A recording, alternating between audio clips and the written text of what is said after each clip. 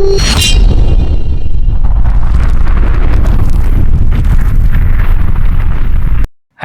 Hunters, क्या हाल चाल है आप सभी के। आई होप आप सब लोग सही होंगे, पढ़ाई में व्यस्त होंगे और मस्त होंगे। एग्जाम बहुत ही पास आ चुका है, 20-25 दिन मुश्किल से बचे हैं, ठीक है ना। इस वक्त आप लोग एक एक मिनट जो चीज़ आप लोग देख रहे हैं ना, वो सबसे ज़्यादा इंपॉर्टेंट है। कहीं ऐसा तो नहीं है कि आप कहीं पर टाइम बर्बाद कर रहे हैं, या कोई ऐसे टीचर के वीडियोज या कोई कोर्स तो नहीं ले रखा है जो कि फालतू की बातें ज़्यादा करता है। मैं अगले 20 दिनों के अंदर जो भी वीडियो डालूंगा एकदम प्योर क्रीम डालूंगा। ये वीडियो देख लेने के बाद में आपको इस चीज़ का अंदाजा हो जाएगा कि कैसे कैसे वीडियोज में लेकर के आने वाला हूँ। बस एक काम करना, टॉपिक्स जो है वो मुझे सजेस्ट भी करते रहना, ठीक है। बाकी के विद ट्रिक वगैरह बनाना तो वो तो मेरा बाएं हाथ का खेल है, वो मैं बनाता रहूँगा। इसके अलावा भी यदि और बहुत सारी वीडियोज के जो प्लान कर रखे हैं वो मैं सारे के सारे डालता रहूँगा। एक काम करना, आप लोग टेलीग्राम का चैनल ज्वाइन कर लेना। यूट्यूब जो है वो नोटिफिकेशन भेजता नहीं है। टेलीग्राम का जो लिंक है उसको लिंक मैंने डिस्क्रिप्शन के अंदर डाल दिया, अभी नया चैनल मैंने बनाया है, ठीक है। आप लोग ज्वाइन कर लेना। जितने भी मैं वीडियो डालूंगा म्यूट करना मत बिल्कुल भी, क्योंकि म्यूट करने की कोई आवश्यकता नहीं है। मैं फालतू बकवास वीडियोज के लिंक तो उसके अंदर डालूंगा ही नहीं, ठीक है। जो इंपॉर्टेंट वीडियोज हैं उन्हीं की मैं वीडियोज डालूंगा। जो रेगुलर क्लासेस चलती है ना अपनी, उनके लिंक मैं वहां पर डालने वाला नहीं हूं। देखो, शुरुआत करते हैं। RTE एक्ट 2009 सबसे शानदार टॉपिक है, जिसके अंदर से 2 नंबर के क्वेश्चन आने की पूरी संभावना रहती है। गारंटी मान के चलो, आप पूरे पुराने रीट के पेपर उठा लो, सीटेट के पेपर उठा लो, हर एक पेपर के अंदर यहां से क्वेश्चन आया है। सारी की सारी धाराएं, 38 धाराएं, सातों के सातों अध्याय, सब कुछ ट्रिक के माध्यम से मैं याद करवाऊंगा। अब तक आपने धाराएं याद करनी करी होगी, अब हो जाएगी, मेरी गारंटी है। देखना जरा, सबसे पहला क्वेश्चन तो यहीं से बनता है कि RTE 2009 का पूरा नाम क्या है। निःशुल्क एवं अनिवार्य बाल शिक्षा का अधिकार अधिनियम 2009, ये उसका पूरा नाम है, ध्यान रखना। ऑप्शन जो एग्जाम के अंदर आएगा उसके अंदर अनिवार्य पहले डाल देंगे, निःशुल्क बाद में डाल देंगे, तो वहां पर कंफ्यूज हो जाओगे आप। इसलिए ध्यान रखना, निःशुल्क एवं अनिवार्य बाल शिक्षा का अधिकार अधिनियम 2009। RTE 2011 राजस्थान के अंदर लागू हुआ था, उसका नाम क्या था, तो यहां पर लगा देना आप लोग सबसे पहले जो है वो लगा देना राजस्थान। निःशुल्क एवं अनिवार्य बाल शिक्षा अधिकार अधिनियम 2009 की जगह कर देना 2011, इतना सा काम है। ये राजस्थान का है, ये RTE एक्ट 2009 का है, ठीक है। The right to the children to free and compulsory education bill 2009। अब देखो, सबसे ज्यादा संभावना जहां से रहती है ना, वो होती है डेट्स। एग्जाम के अंदर क्वेश्चन आएगा तो देखो सबसे ज्यादा संभावना यहीं से रहती है। सबसे पहले मैं यही चीजें आपको याद करवाता हूं, कैसे याद करेंगे वो देखना आप लोगों को। हम सब राजस्थान से हैं, रीट की तैयारी करने वाले मैक्सिमम लोग राजस्थान से हैं। राजस्थान के अंदर एक पॉलिटिशियन है, राजनेता है, हनुमान बेनीवाल, ठीक है। अब हनुमान का नाम लेते ही अपने दिमाग के अंदर 2 हनुमान आती हैं, एक हनुमान बेनीवाल और एक वीर बजरंगी हनुमान जी। हनुमान बेनीवाल जो है उसकी राजनीतिक पार्टी का नाम क्या है, RLP है ना। देखो, एक तो ये हनुमान जी है, एक तो ये है, और दूसरे ये वीर हनुमान जी है अपने, ठीक है। दोनों से ही मैंने ट्रिक बनाई है, जरा देखना।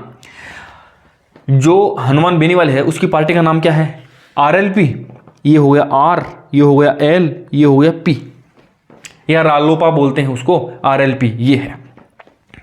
जो ये बिल है RTE एक्ट, ये सबसे पहले कहां गया था, ये सबसे पहले गया था राज्यसभा के अंदर, फिर गया था लोकसभा के अंदर, फिर गया था ये प्रेसिडेंट या राष्ट्रपति के पास में, राष्ट्रपति के पास में। अच्छा, अब दिनांक कैसे याद करें। देखो, हनुमान जी के पास में जब भी हम जाते हैं तो क्या करते हैं, पहले तो 20 रुपए का प्रसाद लेते हैं। सबसे पहले तो 20 रुपए का प्रसाद लेते हैं, फिर जलाते हैं। क्या जलाते हैं, दिया जलाते हैं, जला से कर देंगे जुलाई, जलाते हैं। अब ऑब्वियसली बात है 2009 है, तो ये 2009 के अंदर ही ये हुआ था।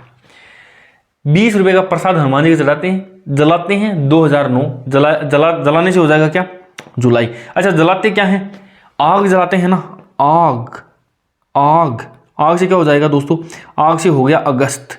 आगे वाली जो डेट्स है ना वो है अगस्त, दोनों के दोनों अगस्त में है। 2009 है, फिक्स है ये। तो यहां पर कर लेना 4 तारीख और यहां पर कर लेना 26 तारीख। ये सारे के सारे क्या है, 2009 के अंदर है।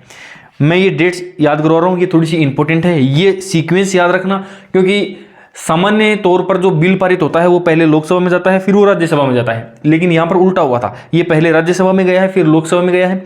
20 रुपए की प्रसाद लेकर के जलाएंगे, जुलाई हो गया, याद हो गया ना। अब देखो, अब ये जो 26 अगस्त है ये प्रेसिडेंट के पास में गया था, इसके जस्ट अगले ही दिन, कितने तारीख को, 27 अगस्त को क्या हो गया था, ये जो है प्रकाशित हो गया था। ये क्या हो गया था, ये प्रकाशित हो गया था। ठीक है, कहां पर, राजपत्र में, राजपत्र में ये प्रकाशित हो गया था। इतना ही था, राजपत्र में। और इस वक्त ध्यान रखना, ये जो राष्ट्रपति है ये कौन थे उस वक्त, राष्ट्रपति प्रतिभा देवी सिंह पाटिल, अपने राजस्थान के ही हैं। राष्ट्रपति कौन थे, प्रतिभा देवी सिंह पाटिल। ठीक है, हो गया। अब इसके अंदर है क्या, ये लागू कब हुआ, ये लागू हुआ 1 अप्रैल को। 1 अप्रैल, अप्रैल फूल मनाते हैं, अप्रैल फूल, बच्चों को भी वैसे फूल ही बोला जाता है भाई, छोटे छोटे बच्चे, प्यारे प्यारे फूल जैसे बच्चे, तो 1 अप्रैल को अप्रैल फूल, और उसी दिन उनको अधिकार मिल गया था। ध्यान रखना, ऑप्शन के अंदर 1 अप्रैल 2009 भी आएगा, 2010 भी आएगा। जिन्होंने वीडियो नहीं देखा या ढंग से तैयारी नहीं करी, उनको लगेगा कि आरटीई एक्ट 2009 है तो ये 1 अप्रैल 2009 को लागू हुआ था, और गलत हो जाएगा। ये हुआ था 2010 को लागू हुआ था। ठीक है, 1 अप्रैल 2010 को ये लागू हुआ था। अब बढ़ते हैं अपन आगे, पूरे के पूरे देश में लागू हुआ था, केवल और केवल जम्मू एंड कश्मीर को छोड़कर। अब जम्मू एंड कश्मीर को छोड़कर क्यों, क्योंकि वहां पे धारा 370 लगी हुई रहती है। और उसके बाद में क्या, जम्मू कश्मीर ने कब लगा था, ये 5 अगस्त को, जब वो धारा 370 हटा दी गई थी, उसी दिन से ये लागू हो गया था। अब बात करते हैं कि भारत कौन सा देश है। भारत है 135वां देश है जिसने ये लागू करा था, 135वां देश। पहला देश कौन सा था, पहला था नॉर्वे। अब इसके अलावा यहां से कोई क्वेश्चन आएगा नहीं, डेट से संबंधित जितने भी क्वेश्चन थे वो मैंने सारे के सारे आपको ट्रिक के माध्यम से याद करवा दिए। अब बात करते हैं संवैधानिक प्रावधानों की, ये कब कब जो है वो लागू हुए थे, देखना जरा। संवैधानिक प्रावधान, ये जो दिखाई दे रहा है ना आपको, इसी को दिमाग में सेट कर लेना आप। यहां पर कर लेना M, यहां पर कर लेना M, और ऊपर कर लेना N। अब देखना M से क्या हो जाएगा, M से हो गया मूल अधिकार। ठीक है, मूल अधिकार क्या होगा, और यहां पर क्या हो जाएगा, मूल कर्तव्य। M से हो गया मूल अधिकार, M से हो गया मूल कर्तव्य।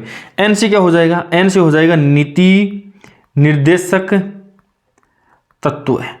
कौन से अनुच्छेद के अंदर, देखो अभी मैं हनुमान जी की बात कर रहा था ना, अपन हनुमान जी के मंदिर में जाते हैं तो अपन या तो 21 रुपए की प्रसाद लेकर के जाते हैं या फिर 51 की प्रसाद लेकर के जाते हैं। तो जो अनुच्छेद 21 क के अंदर क्या है, मूल अधिकार है, और ये अनुच्छेद 51 क के अंदर मूल कर्तव्य है। ठीक है, बच गया क्या, नीति निर्देशक तत्व है, ये क्या हो गया, अनुच्छेद 45वां। कौन सा अनुच्छेद, अनुच्छेद नंबर 45, याद कर लेना। यहां से इजी है ना, कितना आसान, सारी की सारी चीजें मैं याद करवा दूंगा, मेरी गारंटी। देखो ये पीछे देख लो, ये मैंने करवाया था। 20 जुलाई को 20 रुपए का प्रसाद लेकर के जलाते हैं 2009 को राज्यसभा में, 4 अगस्त 2009 को लोकसभा में, 26 अगस्त 2009 को राष्ट्रपति प्रतिभा देवी सिंह पाटिल, 27 अगस्त को राजपत्र में प्रकाशित हो गया था, 1 अप्रैल 2010 को पूरे देश में लागू हो गया था, और 7 अध्याय और 38 धाराएं, ये इंपॉर्टेंट है। अभी याद करवाता हूं मेरे को ट्रिक के माध्यम से।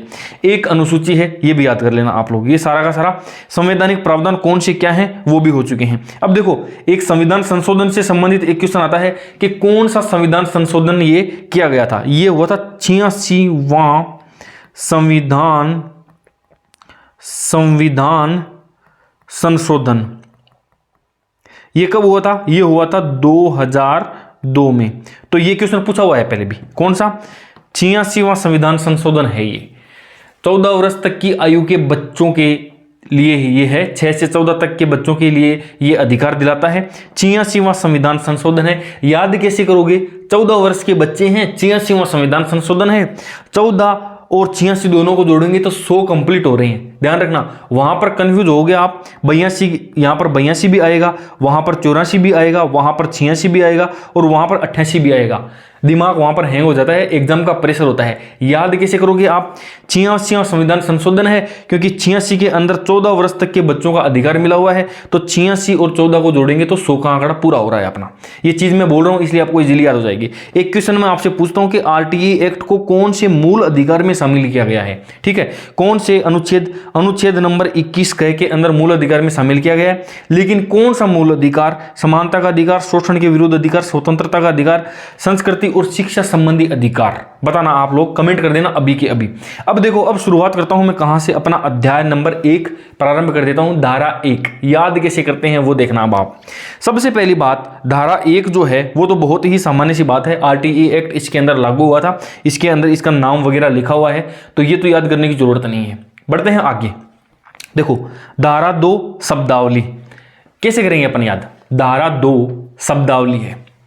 15 अगस्त 26 जनवरी के स्कूल में प्रोग्राम के अंदर नहीं जाते हैं क्या, स्टेज के ऊपर जाते हैं, जब बोलते हैं क्या आदरणीय संदीप जी अब 2 शब्द कहेंगे, 2 शब्द कहेंगे। देखो, धारा 2 शब्द, 2 शब्द कहेंगे। 2 शब्द ही क्यों कहेंगे, क्योंकि आरटीई के अंदर 2 और शब्द से हो गया शब्दावली। धारा 2 शब्दावली, ठीक है।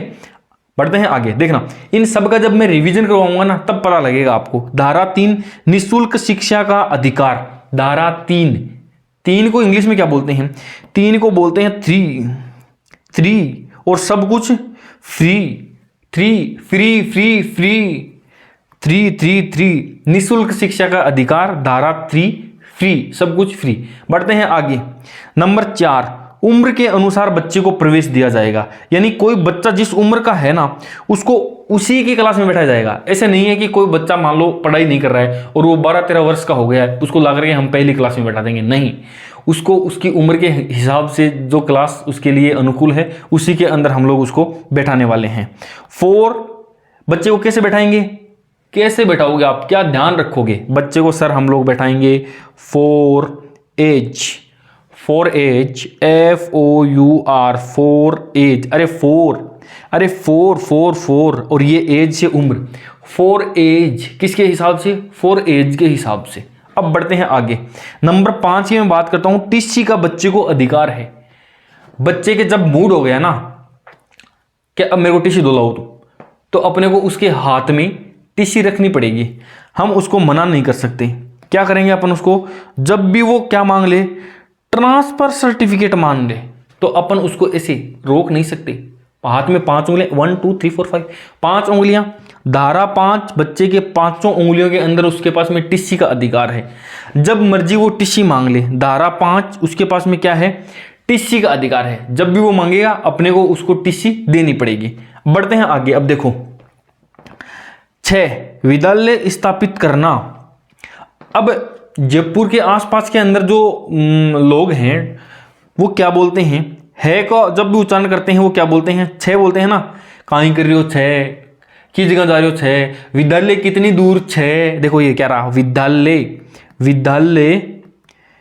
कितनी दूर 6 का मतलब क्या है, ये जो धारा 6 है ना, 6 इसके अंदर विद्यालय को स्थापित करना है और उसकी दूरी बताई गई है कि कक्षा 1 से लेकर के 5वीं तक का कोई विद्यालय है वो 1 किलोमीटर के दायरे में रहेगा और 6ठी से लेकर के 8वीं तक का जो विद्यालय है अपर प्राइमरी स्कूल वो 2 किलोमीटर। यानी उसकी दूरी कितनी 6, विद्यालय की दूरी कितनी 6, ये धारा 6।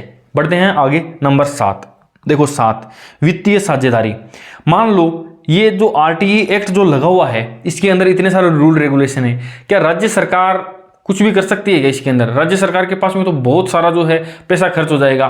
तो केंद्र सरकार वहां पर आकर के क्या बोलेगी, केंद्र सरकार यानी मोदी जी आकर के क्या बोलेंगे भजन लाल जी को, टेंशन मत लो। क्यों, वित्तीय जो समस्याएं आएगी ना उनमें हम दोनों साथ साथ हैं। वित्तीय जो भी समस्या आएगी ना उसमें हम क्या हैं, साथ साथ हैं।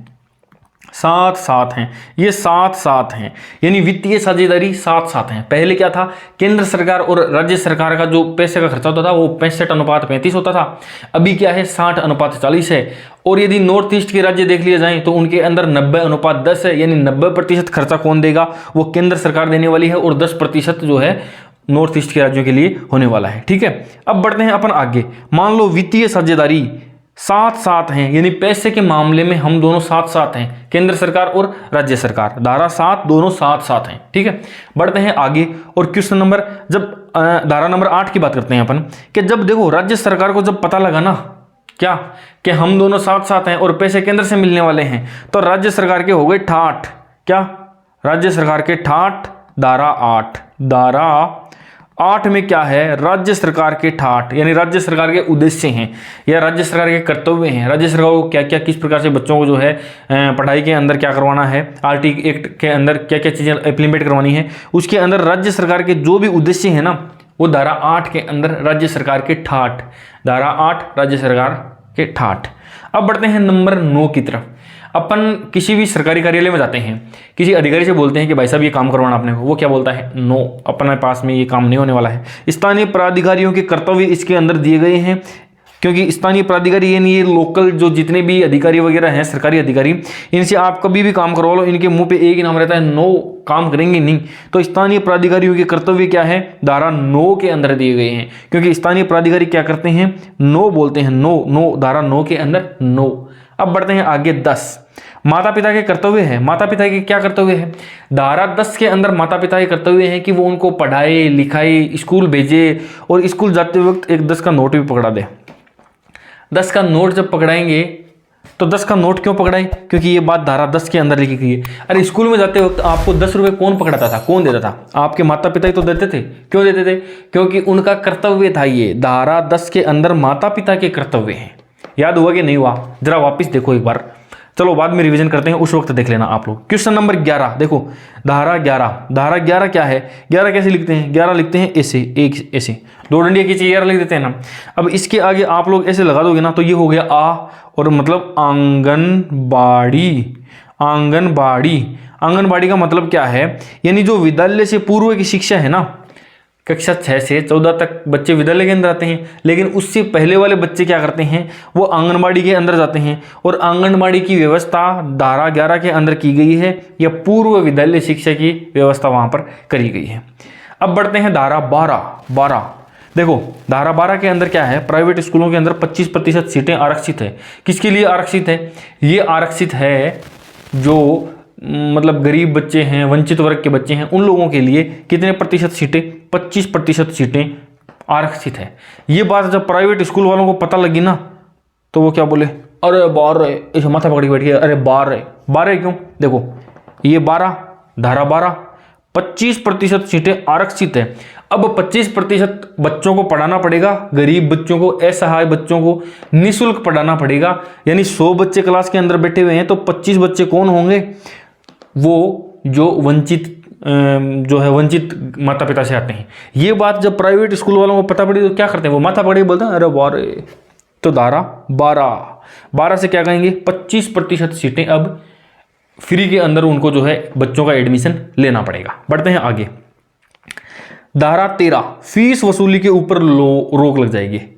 फीस वसूली यानी मान लो आपने स्कूल खोल लिया एक, और सरकारी स्कूल है के अंदर आप टीचर लगे हुए हो, और यदि आपने बच्चों से फीस मांग ली, तो बच्चे क्या बोलेंगे, मास्टर जी तेरा मेरा कोई रिश्ता नहीं, यानी तेरा मेरा कोई रिश्ता नहीं। क्यों, क्योंकि आपने कोई रिश्ता नहीं, क्यों, क्योंकि मास्टर जी ने मांग ली क्या, फीस मांग ली है।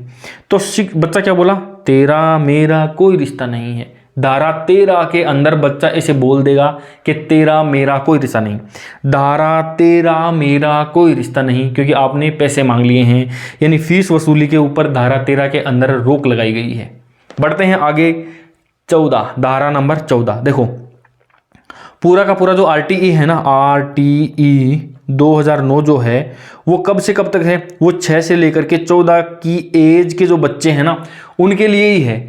इसलिए जो धारा 14 है ना, धारा 14, इसके अंदर भी एज से संबंधित काम किया गया है। क्या, कि बच्चों का आयु प्रमाण पत्र कोई नहीं मांगेगा, बच्चों का आयु प्रमाण पत्र आपको नहीं मांगना है।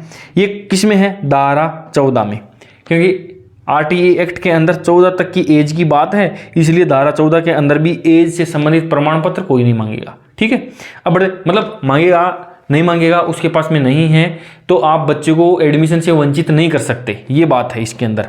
डिटेल से तो आप लोगों का पढ़ाई वही है, ऐसी तो कोई बात नहीं है।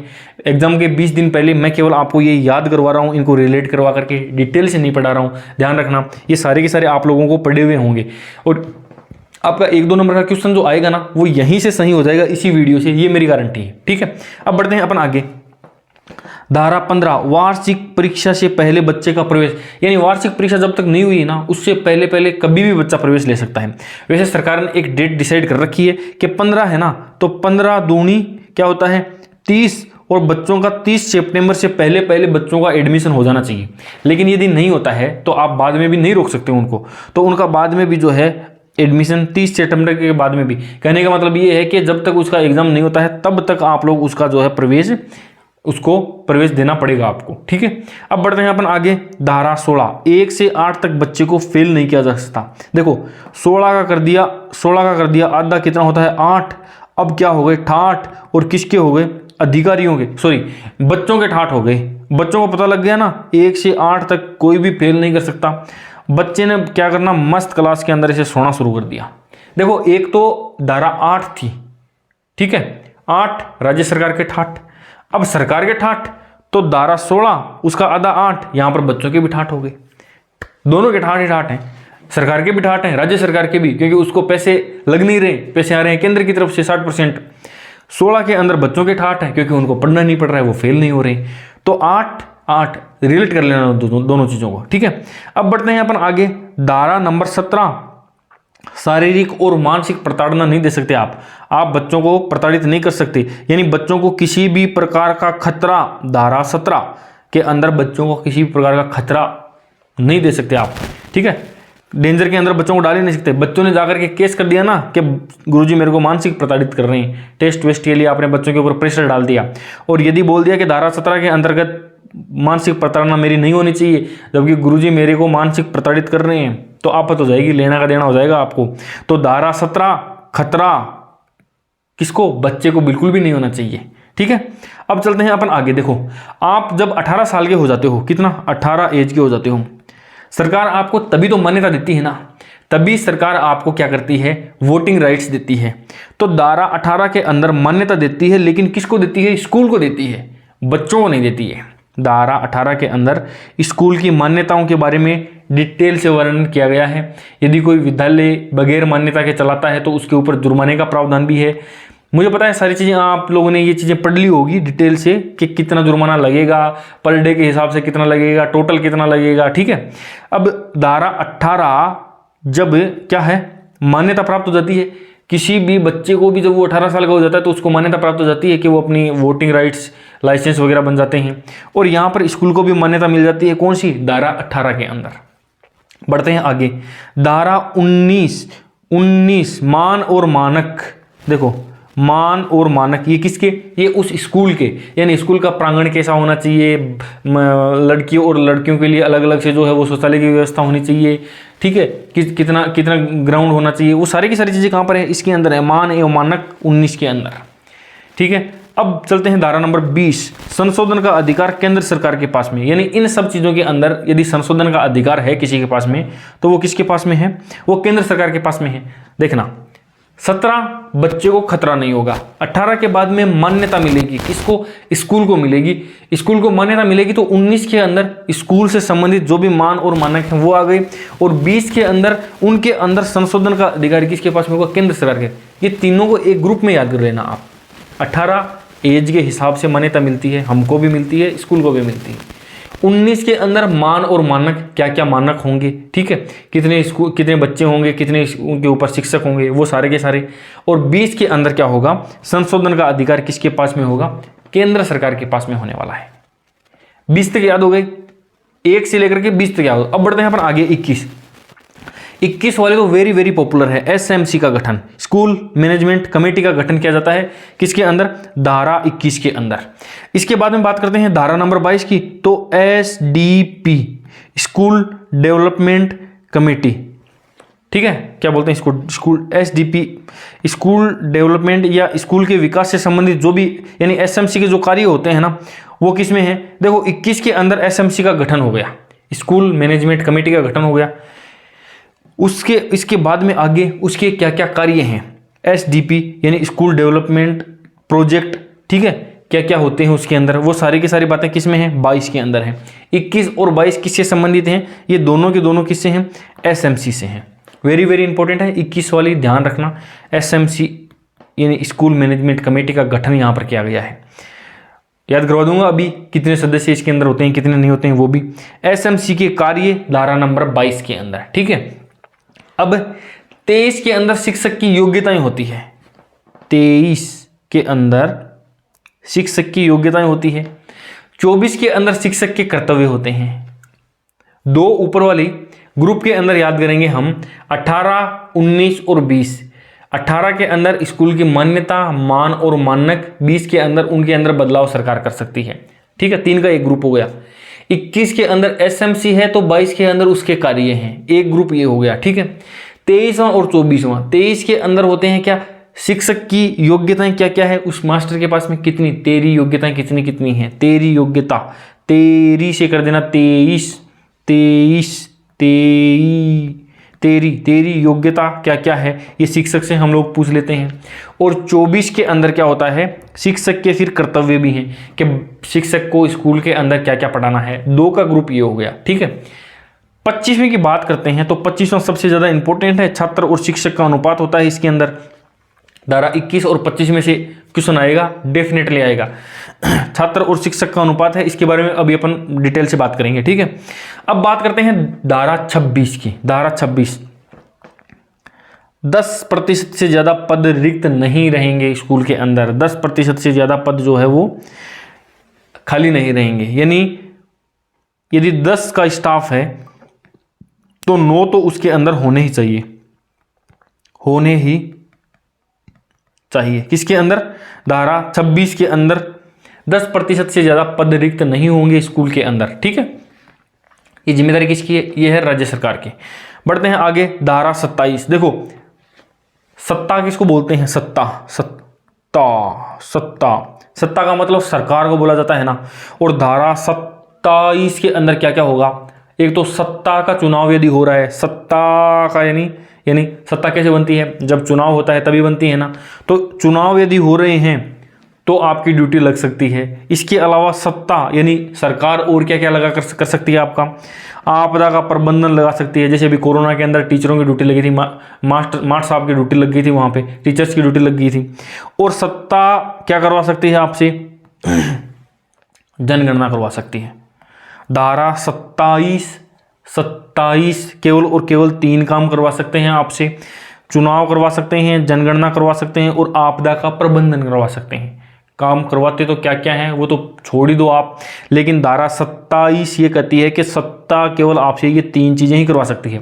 तो ये कभी कभी टीचर्स धरना देते हैं ना, वो किसके हवाले से देते हैं, वो इसी धारा 27 का हवाला देकर के कहते हैं कि आरटीई के अंदर हमारे को कहा गया है कि आप ये तीन काम के अलावा नहीं करवा सकते आप, ठीक है। तो सरकार ये काम और बाकी के क्यों करवाती है हमसे, तो इसी को लेकर के यही वो धारा है जो कि शिक्षक को अधिकार देती है, ठीक है।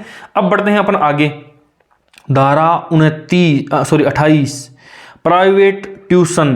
देखो धारा 28 के अंदर 2 और +8 यानी 10 यानी बस, 8 साहब बस। अब आपको ट्यूशन नहीं पढ़ाना है, क्यों नहीं पढ़ाना है, क्योंकि सरकार आपको बहुत सारे पैसे दे रही है, ट्यूशन प्राइवेट वालों को पढ़ाने दो आप। तो प्राइवेट ट्यूशन बस 28, 8 और 2 10 प्राइवेट ट्यूशन बस। अब आपको प्राइवेट ट्यूशन नहीं पढ़ाना है, ठीक है। अब देखो अपन लोग मार्केट के अंदर जाते हैं, मार्केट में जाते हैं, मान लो कोई बढ़िया सी कोई चीज़ खरीदनी अपने को, महंगी सी 1.5-2 लाख रुपए का उसने भाव बता दिया। अपना क्या करते हैं, गला सूख जाता है, अपना मूल्य देखते ही, किसी भी चीज़ का मूल्य देखते ही गला सूख जाता है, 30 लग जाती है, अपने को प्यास लग जाती है, 30 लग जाती है। दुकान वाला क्या बोलता है कि भाई इनको पानी पिलाओ यार, उन्हें 30 लग गई। देखो उन्हें 30 लग गई, क्यों 30 क्यों लग गई, क्योंकि मैंने मूल्य बता दिया ना, उसका मूल्य से हो गया मूल्यांकन। उन्हें 30 लग गई क्योंकि मैंने प्राइस मूल्य बता दिया असली वाला, तो मूल्य से कर लेना मूल्यांकन, उन्हें 30 से कर देना 29। धारा 29 पाठ्यक्रम एवं मूल्यांकन की प्रक्रिया का वर्णन इसी के अंदर किया गया है, ठीक है। अब धारा 30 बोर्ड की परीक्षा नहीं होगी, बोर्ड की परीक्षाएं नहीं होगी, ये किस में लिखा गया है, ये धारा 30 के अंदर लिखा गया है। मूल्यांकन के बारे में, मूल्यांकन की जो प्रक्रिया है उसके बारे में धारा 29 में लिखा हुआ है, और बोर्ड की परीक्षा नहीं होगी ये धारा 30 में लिखा गया है, ठीक है। 30 तक की जितनी भी धाराएं हैं ये वेरी वेरी वेरी इंपॉर्टेंट है। क्वेश्चन जो आएगा 99.99 99% मैं लिख करके दे सकता हूँ कि क्वेश्चन यहीं से आएगा। आगे वाली जो धाराएं हैं उनको इतना ज़्यादा सीरियसली लेना नहीं है, शस्त्र नज़र से एक बार देख लेना। तो मैंने इनकी कोई ट्रिक बनाई भी नहीं है, देख लो आप। धारा 31 बाल अधिकार संरक्षण आयोग है इसके अंदर। 32 के अंदर स्थानीय प्राधिकारियों को शिकायत कर सकते हैं। 33 के अंदर राष्ट्रीय सलाहकार परिषद का गठन किया जाता है और 34 के अंदर राज्य सलाहकार परिषद का गठन किया जाता है। ये 4 धाराएं तो ये हैं, ठीक है। 35 समुचित सरकार को निर्देश जारी करना, समुचित सरकार को निर्देश जारी करना। अभियोजन की पूर्व अनुमति लेना, यानी किसी के खिलाफ कोई कार्रवाई करनी है ना तो पहले से उसकी अनुमति अपने को लेनी पड़ेगी। समुचित सरकारों एसएमसी के विरुद्ध न्यायालय में वाद दायर नहीं होंगे। यानी कोई एसएमसी के खिलाफ कोई केस करना चाहता है ना तो वो न्यायालय के अंदर दायर नहीं होगा। और 38 के अंदर प्रत्येक राज्य आवश्यक संशोधनों के साथ इसको लागू कर सकता है। ये सबसे लास्ट वाली धारा है। ये लास्ट वाली धारा इसलिए रखी गई है कि कोई राज्य सरकार चाहे तो इसके अंदर अपने आवश्यक संशोधनों के साथ में इसको लागू कर सकता है, जो कि हमारी राजस्थान सरकार ने भी लागू करे हैं, इसीलिए 2 साल बाद में अपने यहाँ पर जो है ये लागू हुआ था। तो प्रत्येक राज्य सरकार को ये अधिकार दिए गए हैं कि वो आवश्यक संशोधनों के साथ में इसको लागू कर सकता है। अब देखना, अब सीट की पेटी बांध लो, मैं याद करवाता हूं आपको कैसे कैसे आपने याद करा है अभी तक का। देखना जरा, रिवीजन करवाता हूं मैं, क्विक रिवीजन। आरटीई एक्ट लागू धारा 1 के अंदर, ठीक है। धारा 1 में क्या है, आरटीई एक्ट लागू है, उसका नाम वगैरह लिखा हुआ है, ठीक है। धारा 2 दो शब्द, धारा 2 दो शब्द कहेंगे। 3 फ्री निःशुल्क, 3 फ्री। 4 एज उम्र के हिसाब से स्कूल में बैठाएगा। 5 हाथों में टीसी है। 5 टीसी का उसके पास में अधिकार है। 6 विद्यालय कितना दूर, 6 विद्यालय को स्थापित करना। 7 केंद्र सरकार और राज्य सरकार दोनों साथ में हैं। 7 केंद्र सरकार और राज्य सरकार दोनों जो है वो वित्तीय साझेदारी करती हैं। 8 ठाठ, किसके ठाठ, राज्य सरकार के ठाठ हैं, क्योंकि पैसे कहां से आ गए, केंद्र से आ गए। सरकारी अधिकारी है या स्थानीय प्राधिकारियों के पास में जाकर के वो काम करवाते हैं हम, तो वो क्या बोलते हैं, नो भाई साहब, अपने बस की बात नहीं है, नो, स्थानीय प्राधिकारियों की कर्तव्य दिए गए हैं। 10 रुपए का नोट कौन देगा आपको, आपके माता पिता। 10 का माता पिता। 11 के अंदर 2 डंडियां ऐसे आ लगा करके आंगनबाड़ी बनाया था ना, वो क्या था, 11 के अंदर विद्यालय पूर्व शिक्षा की व्यवस्था करी गई थी, यानी आंगनबाड़ियों की व्यवस्था की गई थी। 12 क्योंकि 25% सीटें आरक्षित कर दी गई है। अब 25% बच्चों को फ्री में पढ़ाना पड़ेगा। बच्चे से आपने फीस मांग ली तो बच्चा सीधा क्या बोलेगा, तेरा मेरा कोई रिश्ता नहीं, तेरा फीस वसूली, तेरा मेरा कोई रिश्ता नहीं। 14 धारा 14 क्या बोलती है, एज का प्रमाण पत्र, क्योंकि ये है भी 6 से 14 वर्ष तक के लिए। क्वेश्चन ये भी आ सकता है कि आरटीई एक्ट लागू होता है 0 से 14 वर्ष या 6 से 14 वर्ष, कन्फ्यूजन वहां पे अपन हो जाते हैं, तो याद रखना 14 आयु का प्रमाण पत्र। 15 दूनी 30, यानी 30 सितंबर एक डेडलाइन रखी गई है, लेकिन वार्षिक परीक्षा तक भी आपको बच्चों का जो है एडमिशन देना पड़ेगा। 16 का कर दिया आधा 8 से ठाठ, किसके ठाठ, बच्चों के ठाठ, यानी 1 से 8 तक के बच्चे फेल ही नहीं होंगे। 17 बच्चे को नहीं होना चाहिए खतरा, 17 बच्चे को किसी प्रकार का खतरा नहीं। 18 यानी 18 साल के आप होते ही आपको मान्यता मिल जाती है, यानी 18 स्कूल को भी मान्यता मिलेगी। और फिर 19 के अंदर मान और मानक, और 20 के अंदर यानी केंद्र सरकार को जो है उसके पास में इन सब चीज़ों का संशोधन करने का अधिकार उनके पास में, केंद्र सरकार के पास में, यानी विद्यालय के जो मान और मानक हैं उनके अंदर परिवर्तन करने का अधिकार है। अब बढ़ते हैं अपन आगे। 21 एसएमसी यानी स्कूल मैनेजमेंट कमेटी का गठन किया जाएगा। 22 उसके कार्य होंगे, एसएमसी के कार्य हो जाएंगे। 23 और 24 शिक्षक के 23 योग्यताएं क्या क्या है, 23 योग्यताएं क्या क्या है। 24 के अंदर क्या होता है, फिर शिक्षक के कर्तव्य भी आ जाते हैं कि मार साहब अब कोर्स भी पूरा करवाओ। 25वां क्या कह रहा था, छात्र और शिक्षक के अनुपात, छात्र और शिक्षक का अनुपात। और 26वां में 10% से ज़्यादा पद खाली नहीं रहने चाहिए। ये क्वेश्चन इंपॉर्टेंट है, ध्यान रखना। ये 26 वाला, ये देखो, ये भी इंपॉर्टेंट है, ये भी इंपॉर्टेंट है और ये भी इंपॉर्टेंट है, ठीक है। अब 27 26 के बाद में 27 सत्ता यानी सरकार क्या क्या काम करवाती है। सत्ता हमसे काम करवा दे सकती है, चुनाव करा लो, जनगणना करा लो, आपदा का प्रबंधन करा लो, और काम मत करो। 28 8 और 2 10 बस, 8 और 2 10 प्राइवेट ट्यूशन बस। 29 उन्हें 30 लग गई, क्यों लग गई, क्योंकि मैंने उनको मूल्य बता दिया। 29 को मैंने उनको मूल्य बता दिया। और इसके बाद में 30 क्या है, फिर बोर्ड की परीक्षाएं जो है वो लागू नहीं होगी, बोर्ड की परीक्षाएं नहीं होने वाली है, ठीक है। अब बढ़ते हैं अपन आगे और देखो धारा 31 बाल अधिकार संरक्षण आयोग स्थानीय प्राधिकारियों को शिकायत। 32-33 राष्ट्रीय सलाहकार परिषद का गठन। 34 राज्य सलाहकार परिषद का गठन। 35 समुचित सरकार को निर्देश जारी करना। 36 अभियोजन से पूर्व अनुमति लेने हेतु। 37 समुचित सरकारों एसएमसी के विरुद्ध जो है वाद दायर नहीं होगा। 38 प्रत्येक राज्य सरकार जो आवश्यक संशोधन कर सकती है। यहाँ से आज तक तो क्वेश्चन पूछा नहीं गया है, अब किस्मत बहुत ज़्यादा खराब है तो इस बार भी पूछ लेगा, बाकी मेरे को लगता नहीं है कि यहाँ से कोई क्वेश्चन पूछेगा। ज़्यादा गंभीरता से लेना है तो पीछे और जो जितनी भी चीज़ें हैं उनको ले लेना। अब देखो, अब बढ़ते हैं अपन आगे आरटीई एक्ट के अध्याय और धाराएं। 7 अध्याय है ना, बड़े इंपॉर्टेंट है। सबसे बड़ा अध्याय कौन सा है, सबसे छोटा कौन सा है, ये क्वेश्चन सबसे पहले आता है। देखो सबसे बड़ा, सबसे पहले तो मैं इनके अंदर धाराएं लिखवा देता हूं, कितनी कितनी धाराएं हैं। अध्याय 1 में 2 धाराएं हैं और इसके अंदर भी 2 धाराएं हैं, यानी ऊपर ऊपर वाले दोनों के अंदर कितनी कितनी धाराएं हैं, 2 धाराएं हैं। अब देखो 2 यहां से कर देना, 2 से 4 और फिर 4, 2 को 2 से जब गुणा करेंगे तो इसमें 4 धाराएं हैं और इसमें 4 धाराएं हैं, ठीक है। अब इधर से देखो 2 के बाद में क्या आता है, 3 आता है और 3 के बाद में क्या आता है, 6 आता है, 3 दूनी 6, ठीक है। और अब जो बच गया ना ये चौथा अध्याय, इसके अंदर कितनी आएंगी, 17 धाराएं इसी के अंदर शामिल है। पहले अध्याय में केवल 2 धाराएं, दूसरे में 3, तीसरे में 6, चौथे में 17। सबसे बड़ा अध्याय कौन सा है, ये क्वेश्चन पूछा गया है, दोबारा भी पूछ सकते हैं। तो सबसे बड़ा अध्याय अध्याय नंबर 4 है। इसी इमेज को दिमाग में फोटो खींच लो, दिमाग में ऐसे का ऐसे, 1 2 3 4 5 6 7, फिर ये क्या हो गया, ये 2, ये 4 और ये 4। सबसे बड़ा यही एक क्वेश्चन बनता है। सबसे छोटा यदि आ गया तो फिर इन दोनों में से कोई एक ऑप्शन में आएगा, या तो अध्याय 1 या अध्याय 5, ठीक है। आप लोगों को ये बारे में पता है। अब देखो इनके नाम याद करवा देता हूं। सबसे पहले ये क्या है, पहला अध्याय है ना, यानी ये तो प्रारंभिक है, प्रारंभिक यानी ये शुरुआती हो रही है तो इसका नाम ही प्रारंभिक है। और ये लास्ट वाला क्या है, प्रकीर्णन, यानी जो बचा खुचा जो सामान है वो इस प्रकीर्णन के अंदर आ जाएगा, ठीक है, प्रकीर्णन। अब बढ़ते हैं अपन आगे। देखो सबसे पहले बच्चा जब पैदा होता है ना तो उसको पैदा होते ही उसको अधिकार मिल जाते हैं। किसके अधिकार मिल जाते हैं, उसके पास में सारे के सारे अधिकार होते हैं कि भाई तू जब 6 वर्ष का हो जाएगा ना तो तेरे को ये आरटीई एक्ट तेरे ऊपर लागू हो जाएगा। जब उससे पहले तू जब पैरों पर चलना शुरू करेगा तो तेरे को आंगनबाड़ी में जाना है। यानी ये सारे के सारे अधिकार एक बच्चा जब पैदा होता है उसको तभी मिल जाते हैं। पहला प्रारंभिक, फिर उसको अधिकार मिलते हैं, और जैसे ही अधिकार मिलते हैं तो फिर कर्तव्य, उसके कर्तव्य, उसके बाद में उत्तरदायित्व है, उत्तरदायित्व, ये इतने आ गए। अब इसके बाद में संरक्षण, संरक्षण, और फिर उसके बाद में यहाँ पर तो पाठ्यक्रम आएगा, यहाँ पर क्या आएगा, उसके बाद में उसको पाठ्यक्रम के बारे में बता देते हैं और फिर उसका संरक्षण किया जाता है, ठीक है। देखो ये सीक्वेंस है। कोई आदमी जब पैदा होता है तो प्रारंभ के अंदर सबसे पहले पैदा होता है, पैदा होते ही उसको क्या मिलते हैं, अधिकार मिल जाते हैं। अधिकार जब उसको पता लग गए किसी आदमी के पास में पूरे भाई तेरे को यही अधिकार हैं, तो फिर उसको कर्तव्य भी बताना पड़ता है कि अधिकारों का जो है बेजा उपयोग मत करना। तो फिर उसको कर्तव्य पता लग गए।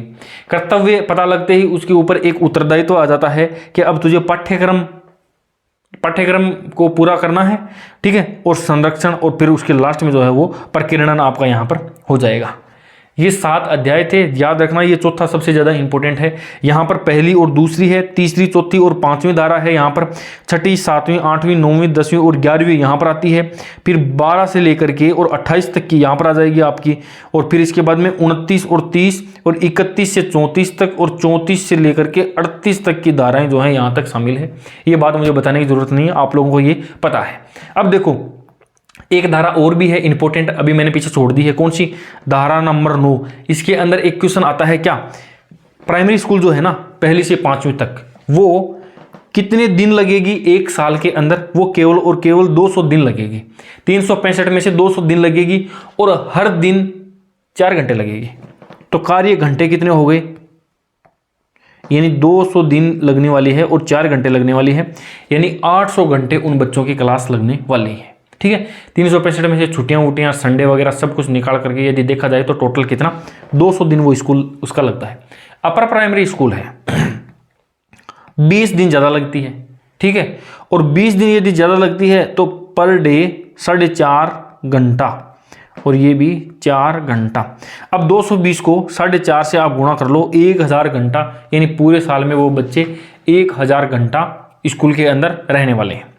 कोई भी शिक्षक है यदि, तो उसको एक सप्ताह के अंदर कितना कार्य, 45 घंटे उसका कार्य होता है। एक सप्ताह 7 दिन होते हैं। अब देखना जरा, मान लो ये एक प्राइमरी स्कूल का टीचर है, प्रत्येक दिन 4 घंटे वो काम करता है और 7 दिन के अंदर यानी 6 दिन वो काम करता है, संडे की छुट्टी हो गई तो 6 चौके 24 आ गया। एक सप्ताह के अंदर कितना, एक सप्ताह के अंदर वो 24 घंटे स्कूल के अंदर रहता है, 24 घंटे एक सप्ताह के अंदर। तो फिर ये 45 घंटे उसके जो कार्य घंटे हैं ये क्या है, 24 और 45 का तो काफ़ी अंतर रह गया। ये जो बचे हुए हैं ये वो जो घर के ऊपर पढ़ करके तैयारी करता है नेक्स्ट डे के लिए, ये उसके भी इसके अंदर ही शामिल है 45 घंटे, यानी उसके भी शिक्षक को पेमेंट मिलती है। तो 45 कार्य घंटे हैं, ठीक है, ध्यान रखना। अब बढ़ते हैं अपन आगे और धारा 21 की बात करते हैं। देखो एसएमसी का गठन, इसके अंदर 15 सदस्य होते हैं, 11 तो अभिभावक होते हैं, 11 अभिभावक, 15 में से 11 अभिभावक या 75% बोल सकते हैं अभिभावक। एक पदेन सचिव होता है, जो कौन होता है, जो प्रधानाध्यापक होता है। एक अध्यापक होता है, एक छात्र होता है और एक पार्षद या पंच जिसको बोलते हैं वो होता है। राजस्थान का सीन थोड़ा सा अलग है, यहाँ पर छात्र को शामिल नहीं किया गया है। इसके अलावा 2 मनोनीत करे गए हैं, मनोनीत, और वो कौन करेगा, वो अपना एमएलए करेगा, विधायक करेगा, ठीक है। तो अब एक को हटाया, 2 को ऐड कर दिया, तो अपने कितने हो गए, 16 सदस्य राजस्थान के अंदर टोटल इसके अंदर एसएमसी के अंदर शामिल हैं, ठीक है। अब धारा 25 छात्र और शिक्षक का अनुपात देख लो आप, 1 से 60 तक के यदि बच्चे हैं तो कितने शिक्षक होंगे, 2 होंगे, ठीक है। 61 हो गए ना, एक बच्चा भी अधिक आ गया ना, अब एक टीचर और लग जाएगा, यहाँ पे 3 टीचर हो जाएंगे। तो 61 से 90 तक की यदि बात करें तो कितने, 3। 90 के बाद में यदि एक बच्चा भी और एक्स्ट्रा आ गया यानी 91 हो गए, तो 91 से लेकर के 120 तक 4 होंगे, ठीक है। 121 से लेकर के 150 150 तक कितने, 5 तो शिक्षक होंगे और एक क्या होगा, एक हेडमास्टर साहब होंगे, एचएम होगा वहां पे, ठीक है। मान लो बच्चे 150 से ज्यादा हो गए, 150 से ज्यादा हो गए, तो शिक्षक और बच्चों का अनुपात 1:40 से ज्यादा नहीं होने वाला है, ध्यान रखना आप। यहां पर यदि आप देखोगे ना तो देखो 60 बच्चों के ऊपर 2 शिक्षक है, इसका मतलब यहां पर तो 30:1 आ रहा है।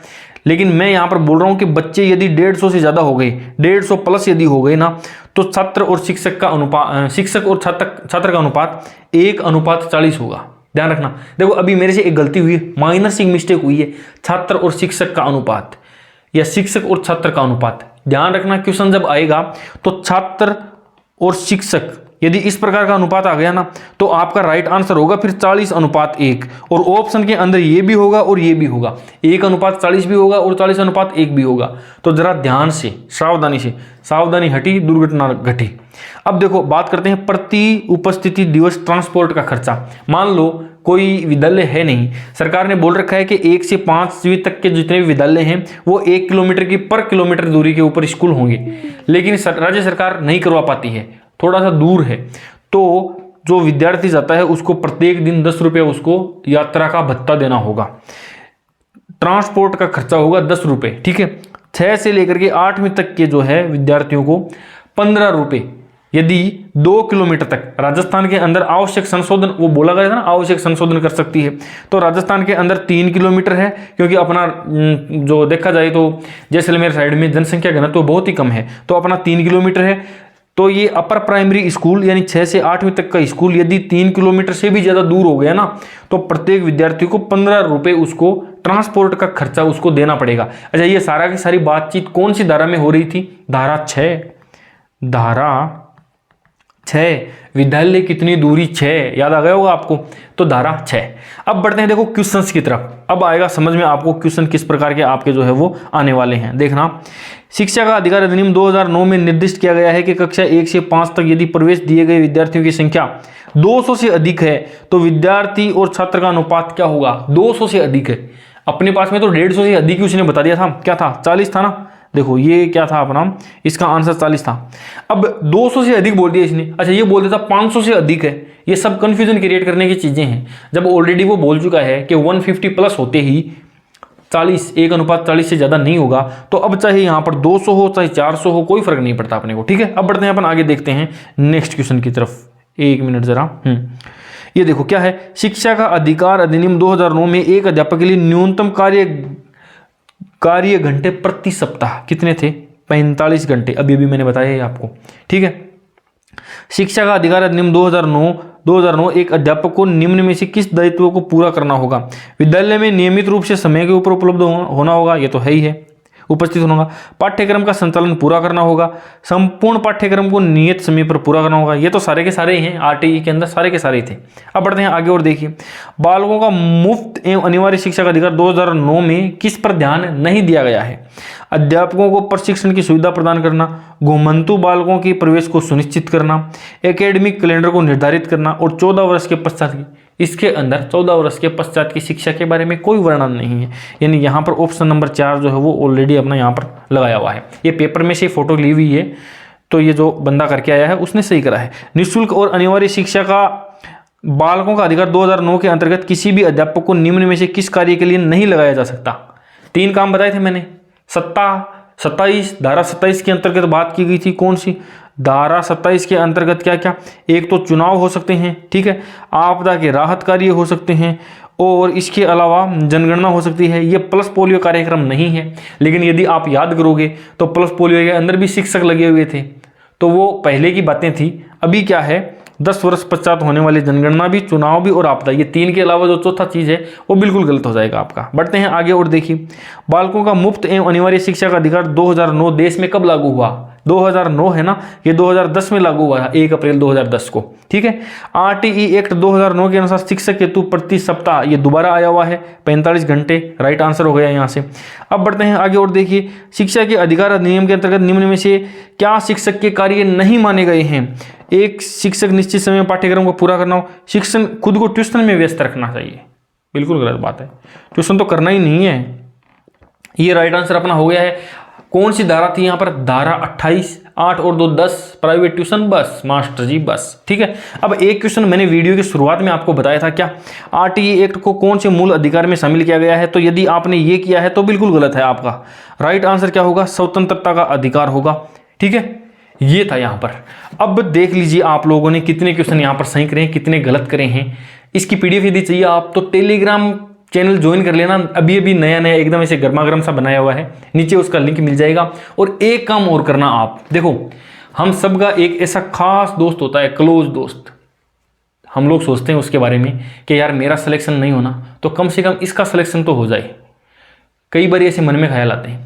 तो प्लीज़ अपने चैनल को ऐसे दोस्तों के साथ में शेयर करो, ज़्यादा के साथ में नहीं करते हो तो मत करो, लेकिन अपने ऐसे दोस्त के साथ में शेयर करो। मेरे को थोड़ी सी मोटिवेशन मिलेगी, सब्सक्राइबर्स बढ़ेंगे, तभी मैं ऐसे शानदार शानदार वीडियोज़ ला पाऊंगा। इन 20 दिनों के अंदर मेरा टारगेट है कि कम से कम आपका 40 नंबर का मैटर तो है वो मैं करवा दूं। अब ये वीडियो आपने यदि पूरा देखा है ना, तो निश्चित रूप से आपके 2 नंबर कन्फर्म हो गए हैं, 2 क्वेश्चन यहाँ से पक्का आने वाले हैं, पूरी संभावना है यहाँ पर, ठीक है। बाकी वीडियो कैसा लगा है कमेंट करके जरूर बता देना। टेलीग्राम का लिंक भी आपको डिस्क्रिप्शन के अंदर मिल जाएगा। बाकी मिलते हैं किसी नई वीडियो में। नेक्स्ट टॉपिक भी सजेस्ट कर देना आप लोग, ठीक है भाई, कौन से टॉपिक के ऊपर अपने को वीडियो बनाना है।